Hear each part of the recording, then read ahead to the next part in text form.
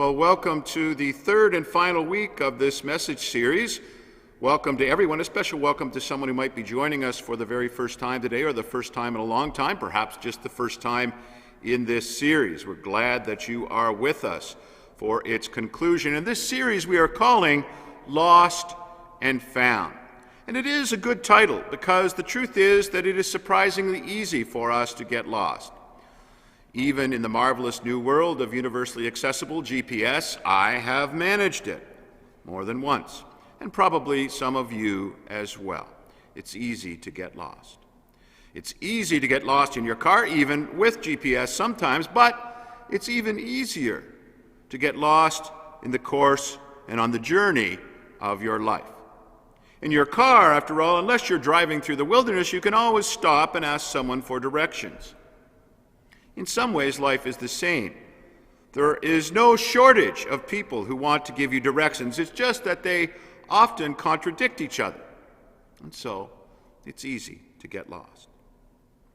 Now, the first week of our series, we talked about how we are often preoccupied and anxious with the affairs of this world. Things like work and career, politics, the pandemic, which makes all of us anxious and worried, and even more ordinary things related to family, hockey, soccer, dance. All of these occupy our heart and our mind, and we recognize that they are important, but not eternally important. Not important, ultimately. We recognize that we cannot and should not ignore these things. They are important after all, but we also asked, will they be something the Lord asks us about when we finally meet him face to face? Will they, and our involvement in them, be the measure by which our time on this earth is finally judged? It's a good question, and not ever asking that question may leave us lost. Busy, preoccupied, but lost. Without knowing, we are lost. That's not the only way, though, we can end up lost. Last week, we talked about how we can also become lost, or at least feel lost, when the burdens and troubles of the present moment weigh us down. And carrying them, we can't even lift up our head. We can no longer raise our head to see the road that lies ahead. All we can see is where we are at this moment, and what we see is not good. In those moments, we also feel lost. Probably if we have lived long enough, we have all had seasons like that in our lives. Perhaps some of you are in such a season right now.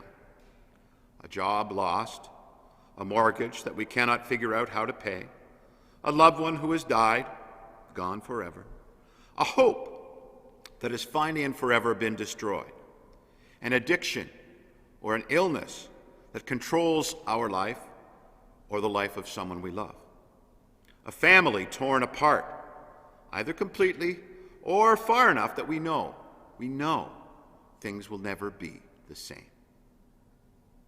Sometimes, like Job, we are just standing in the middle of trials and suffering, trying to make sense of it all. And if we try and make sense by creating our own version of what people call karma, by persuading ourselves that the good and the bad will somehow balance themselves out, well, if we try that, we will ultimately fail. God has given us only one answer to our questions: his Son. Because the Son of Man came to seek out and to save the lost. Jesus is the Father's answer to our questions. But it might not be the answer we expected or hoped for, because Jesus is not fulfilling the function of some sort of magic wand that's going to make all of the bad stuff in our life disappear. That's not the way it works.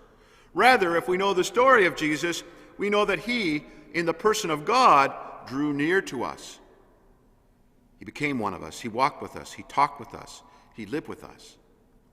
But he also suffered with us and for us. And at the end of his life among us, nailed to the cross, dying, struggling for every breath, he spoke to his Father as one of us, using, in fact, the words from one of the Psalms. my God, why have you forsaken me?" In a certain sense, in that moment on the cross, and we do need to be very careful of how we speak in this context, but in a certain sense we can say Jesus experienced being lost. He experienced what we experienced in death as in life. Now this week we're going to look at another experience of being lost, and that is the experience of being alone, of being isolated. This whole season of COVID, it seems a never-ending season in some ways, it's meant that many of us have shared at least a little bit of that experience of loneliness and isolation, either directly and personally or compared to what we have come to refer to as normal times. If we are elderly, we may have been cut off from our friends and loved ones for our own protection and theirs for many weeks, cut off. And indeed, that situation might still continue today. If we are very young, we have been separated from our friends and our teachers for months at a time. The range of our daily experiences has been drastically limited, and we have suffered for that. And all of us, whether young or old, have been quick to discover that virtual conversations and gatherings, even online education, can't easily replace the real thing, can't easily replace the experience of being in the same place at the same time. We may not have been completely alone, some of us may, but most of us may not have been completely alone, but we know more than we would like to about that feeling of loneliness and isolation. But there are other, even more challenging ways that some of us may have had that experience, ways that actually have nothing to do with COVID. And to help understand them, we're going to turn back to today's readings. Our first reading today was from the book of Leviticus. Leviticus is one of those first 5 books of the Bible, and it's set during Israel's 40-year desert journey after escaping slavery in Egypt. They wandered, so it seemed, in the desert for 40 years on their way to the Promised Land. And the Bible, including the book of Leviticus, records many dangers on that journey along the way. Israel encountered other warring nations and tribes, poisonous serpents, let alone the poison of sin and selfishness, and much more. It was a dangerous journey. To the eyes of those watching them pass by, people who were settled, the people of Israel must have appeared to be nothing more than a ragged band of wanderers, a people without a home, apparently on a journey to nowhere. But at least they were a people. To be born a son or daughter of Israel was to be part of something with a history, and, as their God had promised them, also with a future. To be a child of Israel was not to be alone. And yet, our first reading from that time shows us the opposite. It contains one small part of what the scholars call Israel's ritual law of purity. And it describes, that reading we heard, how the community was to respond to the appearance within it of diseases of the skin such as leprosy. Now, the law that we heard regarding leprosy was very practical. And something like that feels probably familiar to us in this time of COVID because, like COVID, leprosy was known to be a communicable disease and a fatal one at that. So separation, as that law we heard prescribed, that separation was a practical necessity. But as we ourselves are experiencing with stay-at-home orders, quarantines, and lockdowns, just because something makes practical sense doesn't mean it provides a good experience for those affected. Here is what happened in ancient Israel. Here is what we heard. Anyone who has the leprous disease shall wear torn clothes, and let the hair of their head be disheveled, and shall cover their upper lip and cry out, "Unclean, unclean." That person shall remain unclean as long as the disease persists. And being unclean, such a one shall live alone, with their dwelling outside the camp. Practical indeed. But practical though that law was, our current experience with COVID helps us to see more clearly, perhaps, what it meant for the people involved. They were condemned to be separated from those whom they loved and who loved them. They were cast out of the community that gave them their identity. They were to live alone, with their dwelling outside the camp.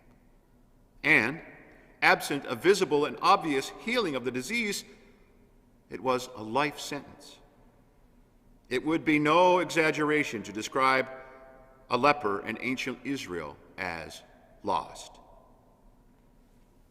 Physical pain and suffering came along with this disease, but as we try to imagine the experience, and indeed as it was actually experienced as well, loneliness and isolation seemed perhaps to be as big a burden that needed to be carried. And so it can be for us as well. And so it has been for many among us, even before COVID. How so? Well, last week we talked about how the weight of our burdens may end up leaving us feeling lost, weighed down and unable to raise our head to see a way forward. But those same burdens can have another powerful effect. They can also leave us feeling isolated and alone. Think about it. Each of us has a vision of the person we want to be. And very often our burdens leave us feeling that we'll just never be able to become that person. And even worse, because nobody seems to be advertising that they're in the same situation, we can end up feeling that it is somehow our fault, that we are the only one. We can be left feeling ashamed, feeling judged, feeling that we are alone, feeling lost. Now, sometimes, to our discredit as a Christian people, that feeling is correct. Sometimes we do judge others unjustly. But sometimes the judgment involved is mostly self-judgment. Either way, we can end up feeling isolated and alone. And because of that feeling, we end up making choices that reinforce rather than change our situation, that leave us more alone than ever. And there's another way many of us can come to feel lost and isolated. Each of us is unique. No two persons are identical. But sometimes in our life experience, it can come to seem that who we are, who I am, alienates me from others, even from my family and community. It seems that I cannot explain myself and my experience to them. Or maybe they just can't understand what I have to say. Again, such a thing is possible. It happens. It's not necessary, and I would say it's avoidable, but it is definitely possible. It is an experience that many have had and are having. But once again, that feeling, that experience can leave us and cause us to make choices that reinforce rather than change our situation. Choices that can leave us more isolated and alone than ever. So what can we do? Well, whether we are the one who feels we are living alone outside the camp, or whether we know and love someone whom we believe feels that way, what can we do? Well, like the human person, life can be complicated, but there are two things we can definitely do. The first of them is personal. To talk about it, I am going to make up my own definition for a very well-known word, a particularly well-known word to we Christians. And more than that, I'm going to give this word a different spelling that it actually has, and that word is forgive. Now, what I'm going to do is I'm going to add an E to that first syllable, forgive. And so I create a new word of my own invention.